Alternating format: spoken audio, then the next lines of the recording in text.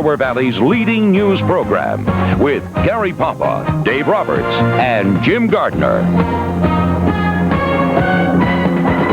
It is Wednesday night, and the big story on Action News tonight is the holiday exodus for the Thanksgiving holiday.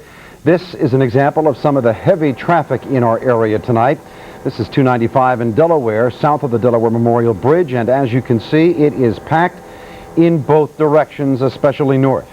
Millions of motorists will be taking to the roads between now and Sunday night. Now let's take a look at a live picture of the Schuylkill Expressway at the S-curve across from Boathouse Row. Traffic isn't nearly as bad here, although it is pretty active in one direction. This is the way it looks live on I-95 at Penn's Landing in Philadelphia. And here too, traffic moving freely, but you can expect this to build as the night goes on. Let's get more now on the traffic situation tonight. New Jersey correspondent Nora Mushanek is live on the New Jersey Turnpike in Bordentown. Nora? Good evening, Jim. We've got smooth sailing at Interchange 7 right now, some occasional backups, but right now no problem. The Turnpike is moving, the toll booths are busy, but not too bad at this particular moment, which is good news because over 3.3 million people are going to be on the Turnpike this holiday weekend. The officials say that the heaviest volume is during this period right now that began at 3 o'clock this afternoon, runs till 10 o'clock tonight, which is when everyone piles in the cars and heads home for the holidays. Going to go from here to Bethesda, Maryland. We'll probably stay overnight there. We'll get up 6 in the morning and we'll take the other trek. Millions of people are behind the wheel tonight, driving to family dinners, often far from home. Getting there can be tough, especially when you're traveling with little ones in the car, like the Robs of New York. He woke up, started crying, so I had to stop and feed him. So now they're all awake, so it kind of broke the momentum. They were sleeping. It's hard to keep concentrating on the road, that's for sure. When everyone's crying and screaming bloody murder. Yeah. You just look for the next rest stop. The Bonds from Boston have figured out how to keep their 2 sons quiet for the 10-hour ride to Virginia. We have a TV and a tape player set up in the car, so it helps keep the kids occupied. So does it work? It works for a while. Makes it better because there's the long ride to Virginia from Stowe. So you're not so bored? Yeah. State police have added extra patrols for the holiday weekend. They'll focus on looking for drunk and aggressive drivers who speed, tailgate, and create driving hazards. With us being the heaviest congested state in the nation and the extra volume of traffic which will be out here during the Thanksgiving holiday period, any type of improper driving can be magnified into a major incident. State police advise drivers to allow enough time to get to your destination so you don't have to rush on the road. Today, the governor seconded that. It is no good, nobody served by pushing through just to get home in time for the meal if you end up splattered against a tree. We don't want that for anybody. State police say seatbelts are critical. Please wear them, and if you're tired, pull over and take a rest. That's the latest from here. I'm Nora Mushanek, live in the Action Cam, Bordentown, New Jersey. Thank you, Nora. Now let's switch to Action News reporter Matt O'Donnell at Philadelphia International Airport. Matt, what's the situation there? Well, Jim, at times today it's been very busy here at the U.S. Airways terminal, and at times it hasn't, and this is one of those times that it's not very busy. As I look behind me, you only see, well, you do see a lot of people, but it's not exactly packed here inside the terminal. Some of these people are thinking about that meal with all the trimmings awaiting them, and others are not because they're going overseas for military service. All of that waiting at the ticket area and at the terminals can give people plenty of time to ponder why they're even bothering to dive right into the busiest travel time of the year. This is the first Thanksgiving I'm going to have home for a long time, so I'm going to be with family. We're going to gather around at one house and just eat, drink, and be merry.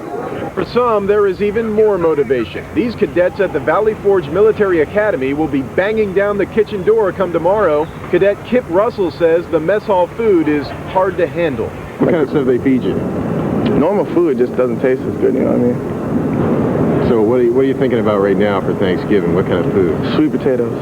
Sweet potatoes and big turkey, that's what I'm thinking of. He caught up with other military men who are not so lucky this Thanksgiving. Curtis Lewis had his turkey dinner early because the Air Force is sending him and his family to a military base in Yokota, Japan today. It was kind of disappointing, but, you know, had to do it, so. And because of the Thanksgiving my mom had for us, kind of made everything okay. And then there are those who gave up being with family on Thursday voluntarily. This Delaware Valley bunch is flying out to Detroit, Michigan for the Lions-Steelers game. Detroit, Pittsburgh game, Thanksgiving, day game, where else can you be? Steelers by 14. By the way, that football bunch is going to have a turkey dinner, but it'll be served up at a steakhouse right around the corner from the Pontiac Silverdome, where that game is going to be held. I'm Matt O'Donnell, live in the Action Cam at Philadelphia International. All right, Matt, thank you. This is also the busiest travel day of the year for Amtrak.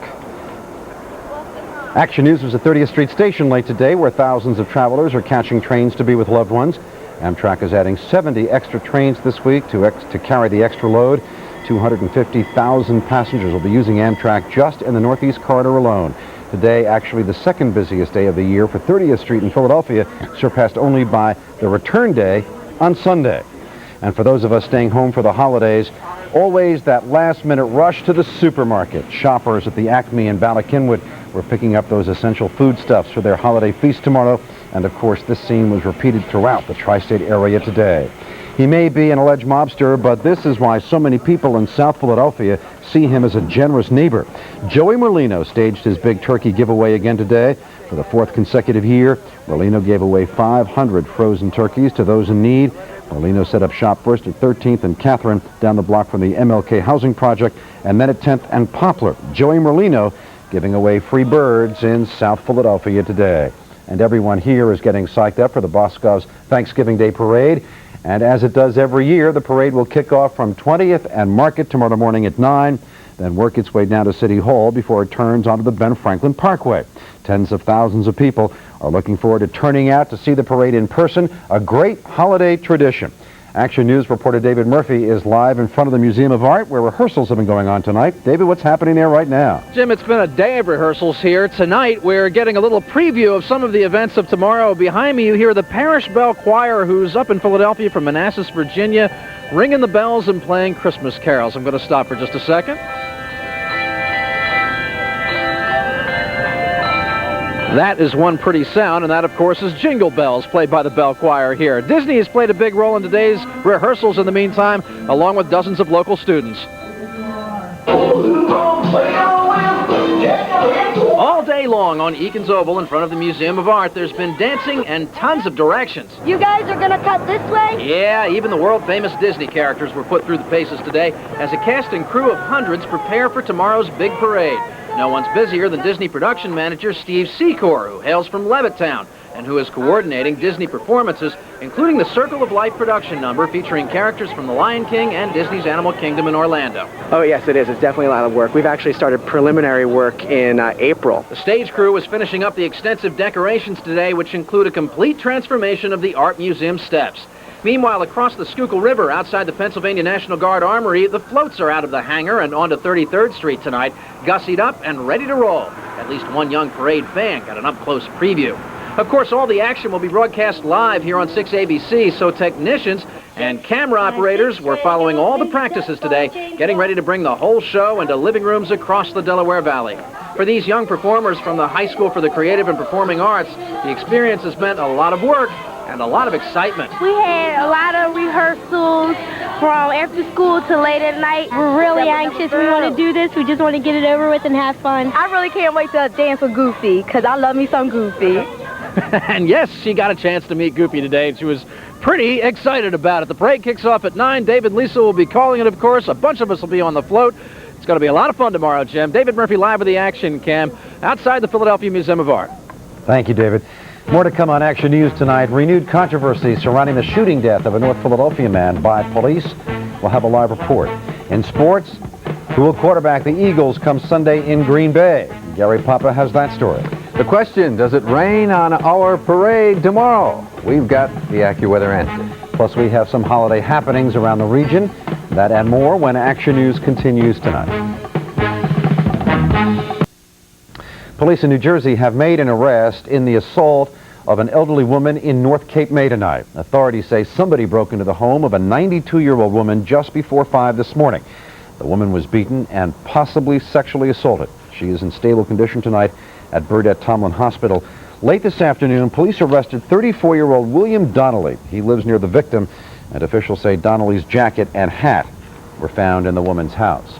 The family of Dante Dawson is in the middle of a controversy with Philadelphia police tonight. another controversy.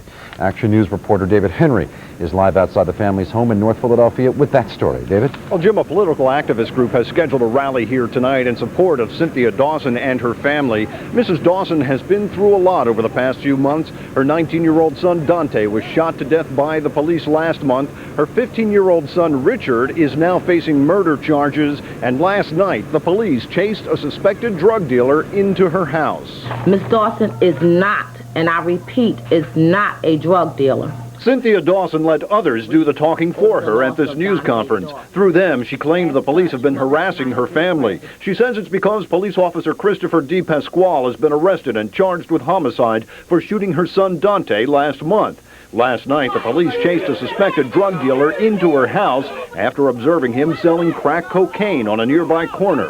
When inside, Sergeant Walker heard the seller say, "Here, take this," to someone inside the residence. The police say they later found 22 packets of crack in a first-floor closet. Mrs. Dawson claims it was planted by the police. The Dawson family do not deal drugs. The Dawson family cannot be accountable for what someone else does. You know, she cannot be held accountable because someone runs into her home. Mrs. Dawson does admit the suspected drug dealer is a friend of her children. The police say their actions last night are in no way part of a campaign of harassment. The defendant fled to the Dawson residence, but we did not take him there. He took us to that location. This has become a politically charged case with Cynthia Dawson finding herself caught in the middle here. She didn't even know that this rally had been scheduled on her doorstep until I asked her about it at the earlier news conference this afternoon. I'm David Henry reporting live from North Philadelphia. Jim? All right, David, we'll have that story at 11 as well. A fugitive wanted by the FBI has been arrested in Philadelphia. 34-year-old Alex Kopeikin was taken into custody at 30th Street Station last night after arriving on a train from Florida. Kopeikin is charged with intent to distribute marijuana as a result of a drug raid last week. Officials seized more than $1 million and 1,600 pounds of marijuana. Another suspect, 23-year-old Alice Churkus, was arrested last week. Still ahead on Action News tonight, the Flyers try to extend their winning streak. Gary Papa has details, and Dave Roberts with a holiday weekend forecast when Action News continues tonight.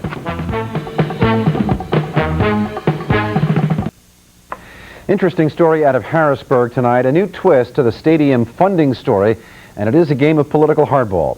Action News has learned that Governor Ridge is poised to give Pittsburgh the state money it needs, and for the time being, may leave Philadelphia without.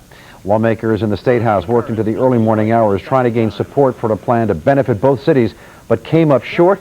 By the 1 a.m., the plan was put on hold. We don't have 102 votes yet. That's why we're here. But lawmakers did approve a catch-all bill with several amendments. One would give Ridge the authority to spend community development funds for Pittsburgh stadiums only.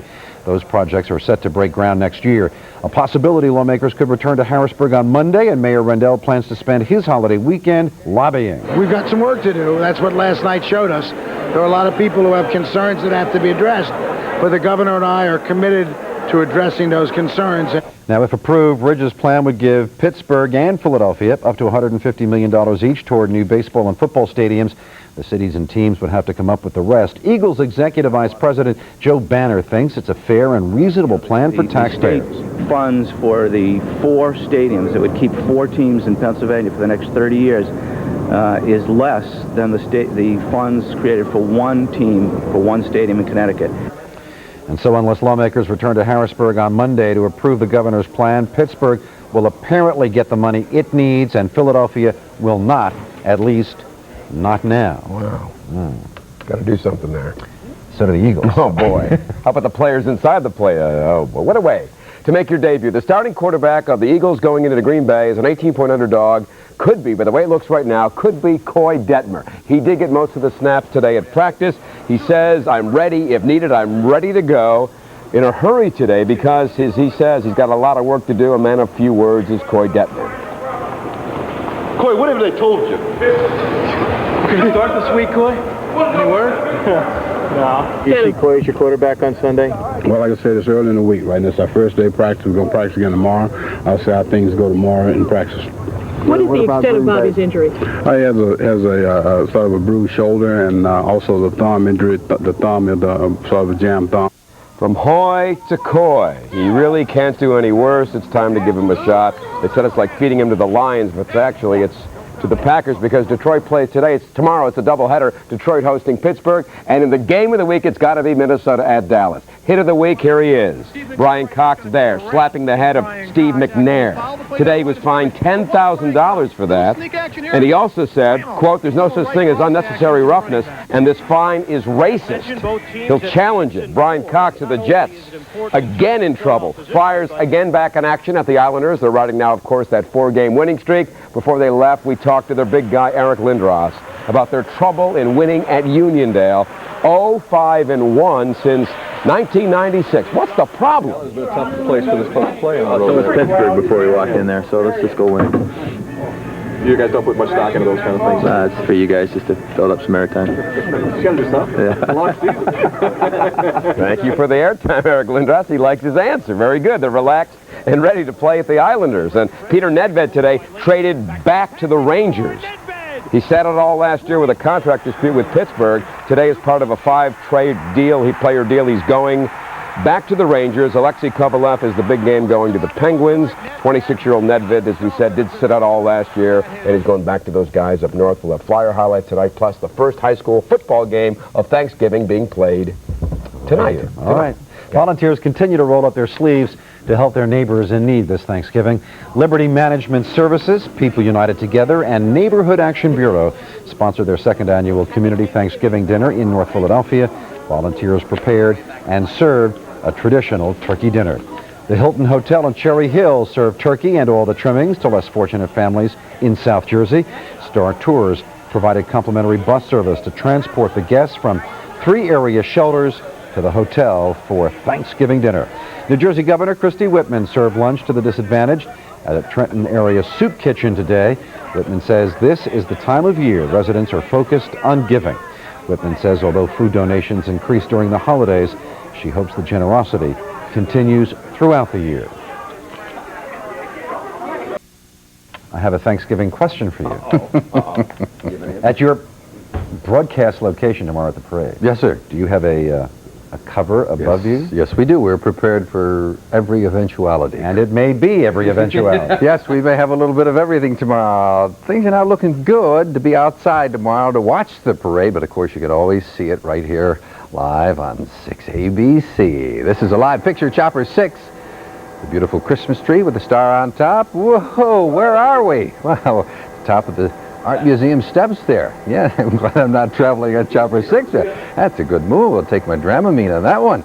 And here's the parade forecast. It kicks off at 9 a.m. Major Drumstick's starting to move a little faster now. We're going to have rain. That's the call. I don't blame them. Keep on moving. We got to get them an umbrella for later tonight. Winds will start to the east, then they shift to the northwest. 10 to 20 should be about 48 degrees when the parade kicks off. And then the parade will continue until noontime, of course, and the rain will kind of move out of the picture. Then the winds are going to kick up northwesterly anywhere from 15 to 25 miles per hour. What's making all of this happen? A frontal system we've been tracking since it came from the northwest. Lots of precipitation now starting to build throughout Indiana, moving on into Ohio, the cloud cover coming in for us. Let's go to the satellite picture first, and you'll see all the clouds building. This is along with the frontal system there. You see the movement of that system on satellite 6. Now, from the satellite, we'll go to Action Radar. And Action Radar shows the system and the moisture building. We'll watch it one more time over the past several hours. Watch all the yellow there in Indiana, now starting to move on into Ohio. That is the rain that is going to come in our direction. We've got to get all that through, and it does. Fortunately, it does move through quickly. Probably not until after the parade is over, but it does move through. And then we've got 2 huge high-pressure systems, one here and the other here, forming a ridge. It's just going to clear everything out, and it's just going to be remarkable how much sunshine we get after tomorrow and how much the temperatures get milder and then almost warm. A call from AccuWeather is, well, we're going to get off to a wet start. It's 41 up there in the Poconos, 45 in Allentown, 47 in Reading, 43 in Lancaster, 45 in Wilmington, 45 in Dover, 46 in Cape May, same reading for Atlantic City, up to Trenton, 43 degrees. 39 was our low, 52 degrees was our high in the Northeast. 47, 46 outside the station, 48 for Center City, 45 at the airport, and 47 degrees in Camden. Well, let's go live again on Chopper 6. Willie Penn watching things tonight. The clock ticking down to parade time. Present temperature reading 45 degrees, humidity 64%. The barometer 30.17. It is falling. Winds are out of the southeast 8 miles an hour. Ocean water temperature 51 degrees. Exclusive AccuWeather 5-day forecast. Clouding up. We've got that right now, 42 degrees. Rain for the parade in the morning, right through noon probably, 58 degrees. Then we're looking for some sun in the afternoon. The winds kick in, so it'll be windy clearing after that. Then take a look at this run. Friday, sunny and windy, 54 degrees. Sunny and mild, 60 degrees. Sunny and milder, 66 degrees. Monday, even milder, up to 68 degrees. So it looks like we're going to have to deal with some rain in the morning. Then things will start to clear in the afternoon. All right, David. And the World News Tonight is next on Channel 6. Action News continues at 11 tonight. Now for Gary Papa, Dave Roberts, the entire Action News team, I'm Jim Gardner. We'll see you at 11 o'clock tonight.